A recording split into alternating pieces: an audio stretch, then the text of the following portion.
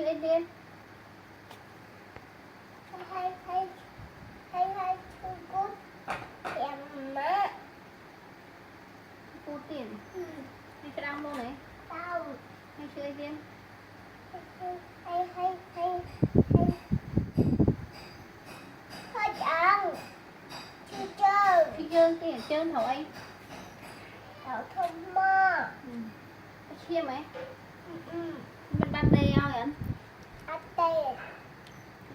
cái cho mình o ấy à cho mình anh ấy chọc ấy thì là chữ ấy thì là mình không ít tiền chọc phụ ấy đâu thì ai nhớ nhỉ tiền chẳng hello ở đau khang ấy đau con bay cô đang chạy làm ao bay ạ bật cút chạy thao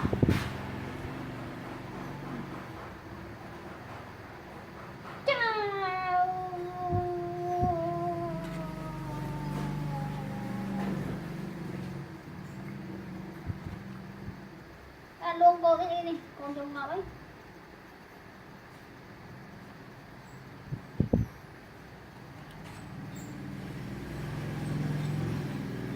hey, Nam lên đây một ngày kỳ đau ấy chọn năm cô đấy ui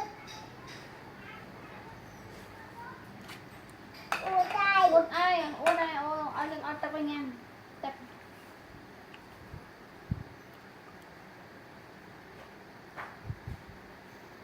mẹ ơi không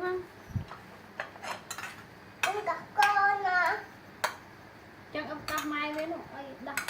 đâm mai lập ao đâm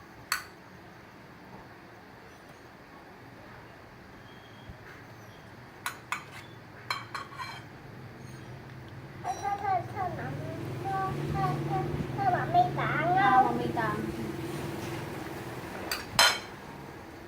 ui này cục pen con áo luôn này cục pen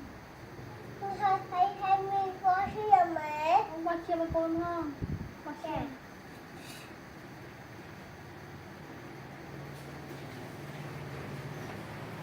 đi một vận động cho làm ấy mà con làm ai cũng chặt làm mấy cả thì chính là con ba chướng á bạch cút cô nó mấy ôi liên xã cô nói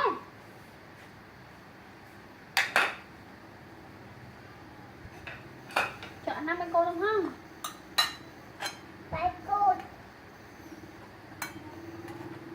chợ năm à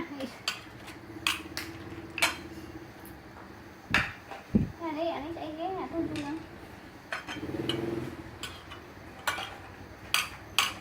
đúng gặp em hả hợp em có ai hay là sao cô nắm tiền sao đấy nhỉ sao lại ấy vậy này cục ba sao cô nắm đấy cô chưa ấy cút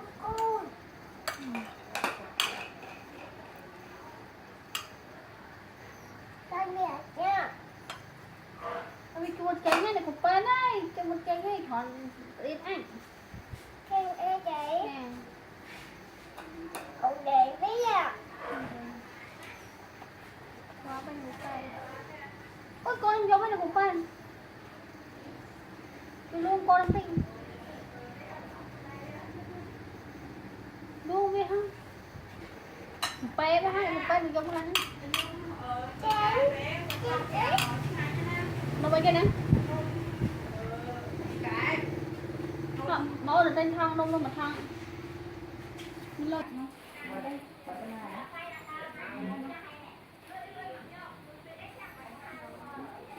con chứ là ấy bây giờ nó quay đây ba đây hộp ai nào